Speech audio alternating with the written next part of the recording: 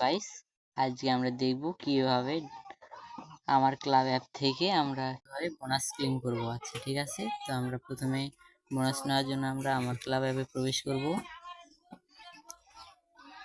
একটু লোড নেবে, তারপরে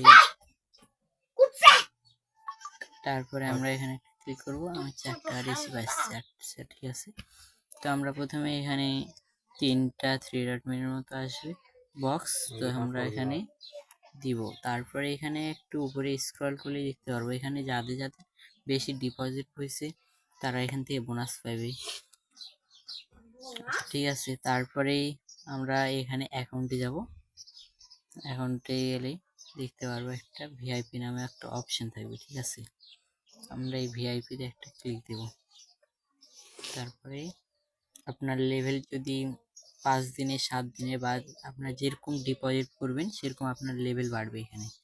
ঠিক আছে, তো আমার 1 লেভেল পুরো হয়েছে। আমি এখন এখান থেকে বোনাসগুলো ক্লেম করছি আরেকটু আগে। ঠিক আছে, আমি এখান থেকে বোনাস পাইছি।